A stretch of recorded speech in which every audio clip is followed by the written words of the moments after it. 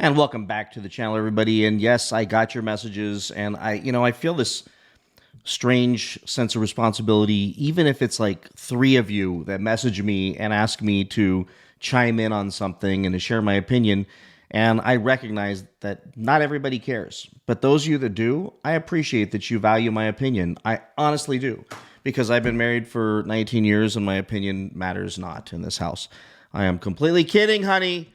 She's probably listening to me, but to have any of you out there saying, I would love your take on this subject, I'm flattered. I appreciate it. And frankly, having been deeply involved with this Mopar product and extremely opinionated for years on this stuff and positive about it for, geez, probably 4 or 5 years until they did the dumb electric thing and the stupid Hornet thing. I think I'm speaking from a level of experience. So the question I've been getting has been, everybody saw Racer X's video, they saw TK's video, they saw Butter's video, and others out there, people are talking about the Viper, the Viper, the Viper, the Viper.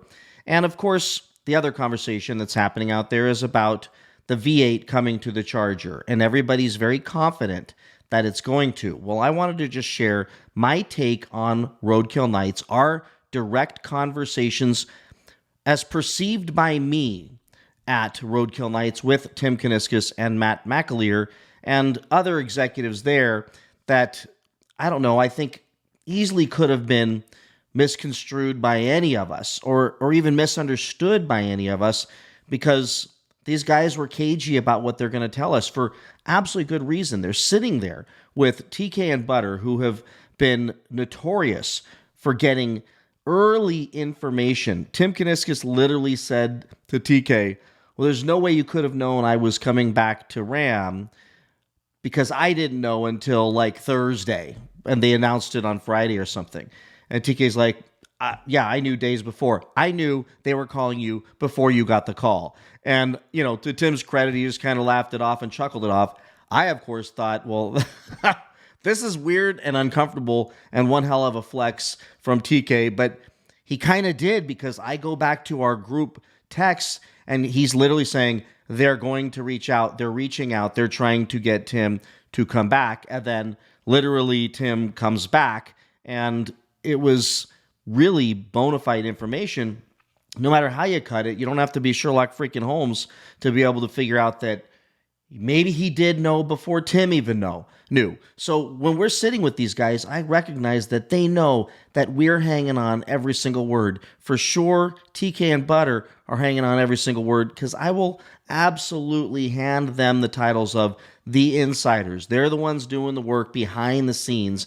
I'm kind of, once in a while, y'all send me stuff and I'll drip it out there to you. But these guys, they've got the connections. And yes, I'm in the know with them because, heck, we got a great trio going on, and I consider them just absolute great friends after the amazing time we had together. I mean, before we all spent that time together, I love these guys, but after spending time together, these are real freaking bros. Like, just awesome freaking human beings, just all the way down. All the, whatever you see on camera, whether you like TK's wildness or Butter's super intellectual explanations on things. I mean, these guys are good dudes, and you can take a lot of what they say to the bank, because I'm sitting there while they're getting news and watching it happen, hearing it happen, and I just want you to know, all I'm going to do right now is explain what I heard standing there in these conversations, having these conversations with these execs. And here's what I heard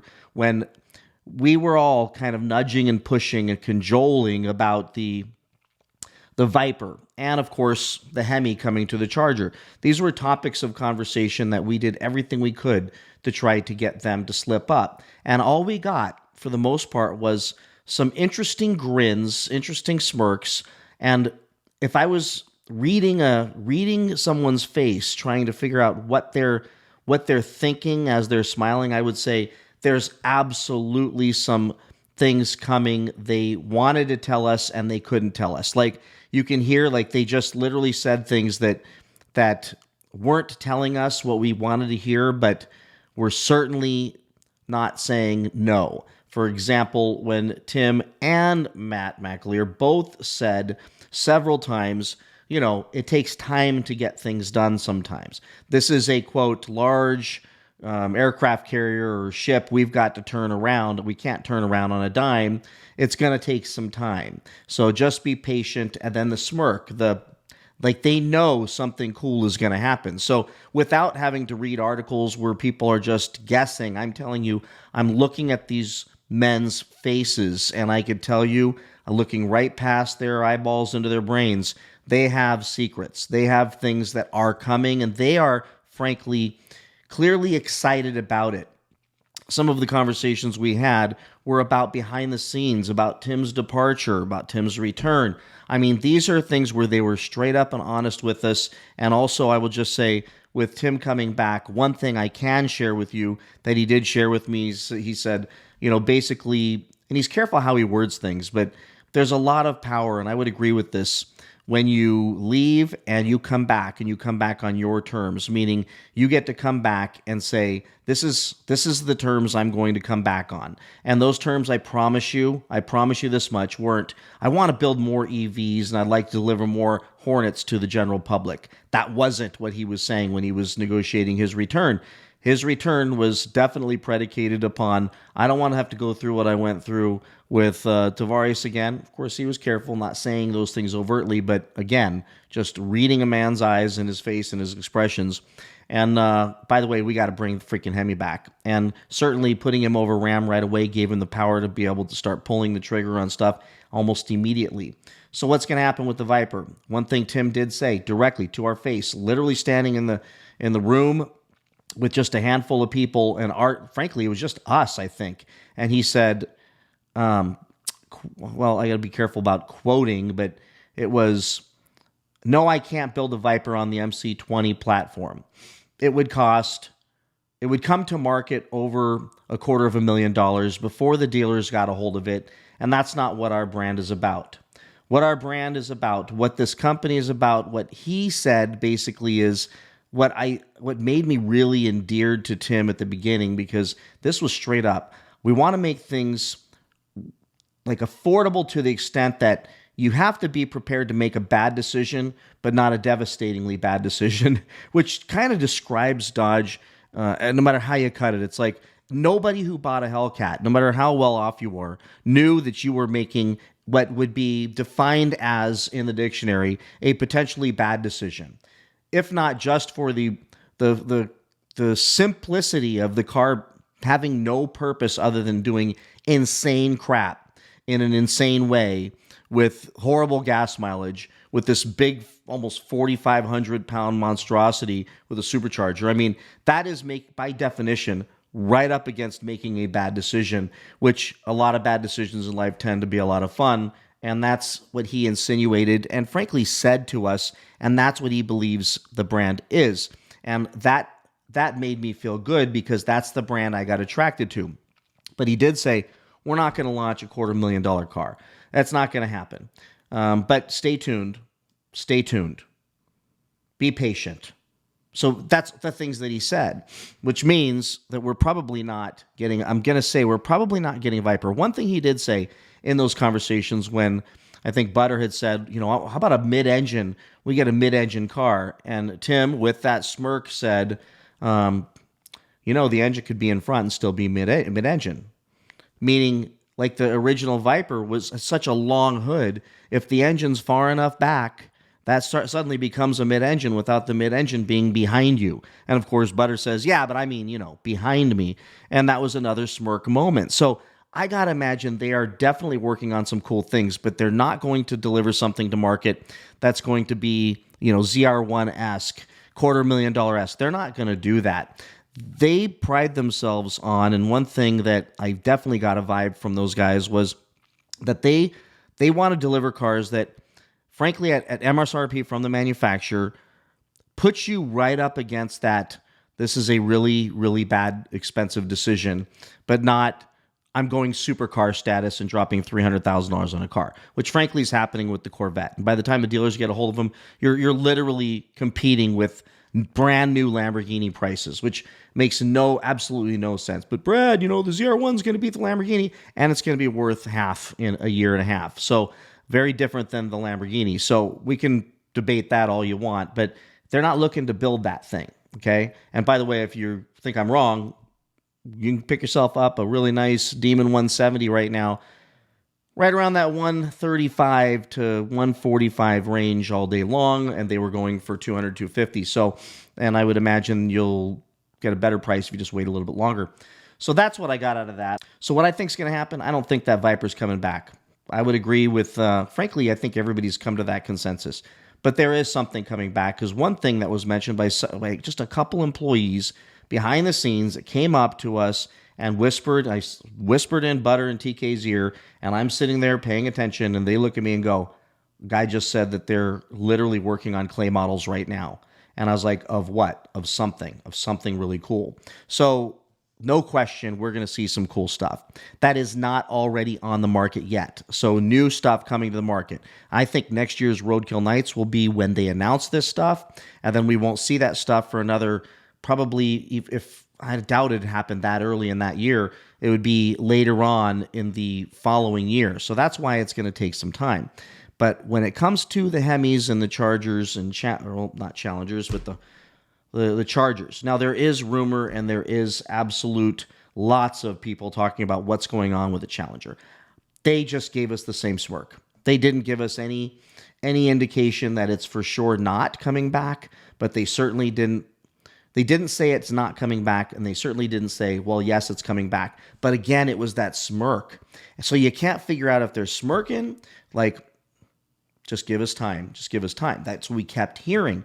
So, reading into this, I think they're going to go back to the stuff that they know worked, and the Charger for sure made them lots and lots of money for a very long time, and the Challenger did as well. And I think having that Challenger brand sitting on the shelf means it's coming back. And if that Hemi, which I believe is coming back, comes back, I believe they will launch it in the Charger, but I have to suspect there's a chance they might launch it in the Challenger too, and they may bring that thing back. Now, that's just me reaching out of thin air. There's no reason for me to even believe that, because, again, all we got was smirks. But let's go back to what I think is going to happen with the Hemi. I think when the Hemi comes back, they're not going to, there's a lot of speculation here, they're not going to bring it back with a V8 that's going to be slower than the six-pack. I can't imagine they would do that. And when I say which six-pack, I mean the Scat Pack, the high output, 550 horsepower Scat Pack. I cannot imagine that they would launch a Hemi Charger with, let's just say, a 5.7 in it, bone stock, that's floor mopped by a six-pack HO, or potentially a six-pack standard output. So I can't imagine them doing that. It wouldn't make sense to build a direct competitor to their own car. The reason why the EV lingers around and might linger around a little while longer, even though I think they're going to, watch my last video, going to lose tons of money, is that thing is a completely different demographic, different kind of buyer. They need something that's going to attract us. The six-pack opens up the door to the people that are willing to accept something as long as it's not an EV. And then you've got the Hemis that will bring everybody else back in. And guess who those people are? They're the die-hard people like myself and so many of you who will fight to spend the money to get that V8, to get that sound again. And they need something that's going to be not a mass-produced car in a huge way, and here's why. When I say mass-produced, I mean like selling hundreds of thousands of those a year, because they have to hedge their bets against a potential new administration in 3.5 years. And if things were to change again, it would be okay if they had Hellcat V8s out there, because those wouldn't be as many cars. They'd be offset by their EV platforms and maybe, who knows, hybrid stuff down the road, and they would be able to have it. But they need to hedge their bets in a long-term way, which means I think if and when, which for sure I think it's just a matter of when, the V8s come back to the Charger, and hopefully they bring back the Challenger. But if that happens, I think the V8's coming back as a Hellcat, or they'll call it something else, but it will have more horsepower than the six-packs. It will be the step up the model line, as they need to do. They did forever. They have the EV, they have the standard output six-cylinder, which you can just call that the SXT if you want, even though it's not going to be called that. What is it, the RT? And then you've got the Scat Pack version of the 6-pack, and then I believe they're going to jump right in with a Hellcat in that Charger platform and maybe even a Challenger platform. And that'll be the halo. That'll be the car that we all work to get up to. And I think, as sad as it is, it's going to be, you know, if you want the 500 horsepower car, the 550 horsepower car, the 400 horsepower car, you're going to have to buy the 6, the Hurricane. And if you want the V8, you're going to have to spend the money on the Hellcats. Now, you're going to comment right now, well, they're going to be too expensive. They're going to be too expensive. They reduced the prices a little bit on everything at this Roadkill Nights, and I believe part of that was to make room, because I believe Tim knows this, and Matt McAlear knows this. They can't come out with a $125,000. I believe that was a comment he made too. They can't come out with a $125,000 car. It's just not who the brand is. It's who the brand thought they were for a few years, but it's not who the brand is.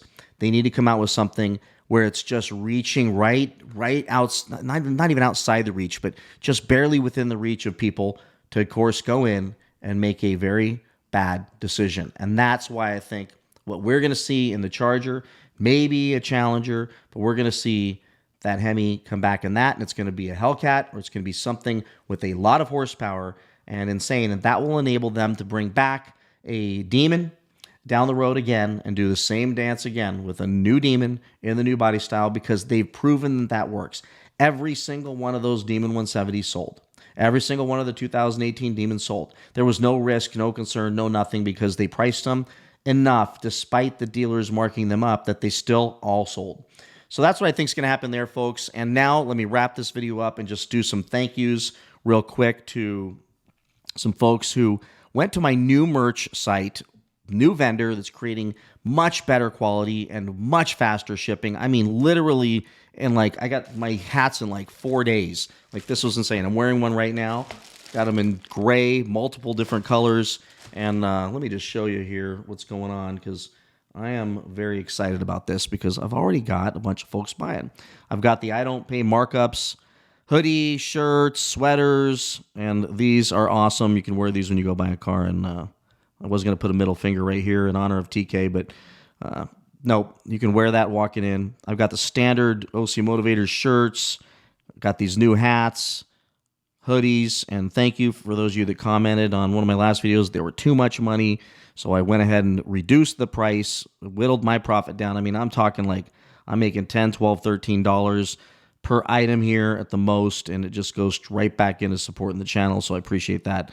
But this hat I've got down to $29, and here's what's really cool. So if you buy a piece of these products, then I get notified of the purchase, and then you get a personalized video right back to you. And I commit that every single one of you that puts an order in will get a video, and you can just ask these gentlemen here. And I want to thank Mark Rockman. I believe he was the first person to order some stuff. Justin, Mark came back after the video and ordered a top-of-the-line hoodie. Horsty came in and bought some stuff. John Sandstrom and Edward Cars, the first people to ever buy anything on my merch site at ocmotivator.com. So check it out. I appreciate the support of the channel. And if you don't, it's cool. But the products are good now. I feel really good. I mean, the products were okay before, but they were my first attempt at having merch for many years, and it just took forever. It took a month to get a hat. Now, you put in the order, you can see that thing in a week. Probably, I mean, geez, I think it was like 4 days or something that I got mine, which is pretty awesome. So with that, everybody, let me know your thoughts about all this content and my opinions here. I could be completely wrong, but we'll see. And that this video will stand the test of time. And when things are announced, we'll be able to come back and say, I told you so, like TK says, or I was totally freaking wrong. But that's my opinions, and I appreciate you following. Please like, subscribe, comment, and I'll see you in the next one. Bye-bye.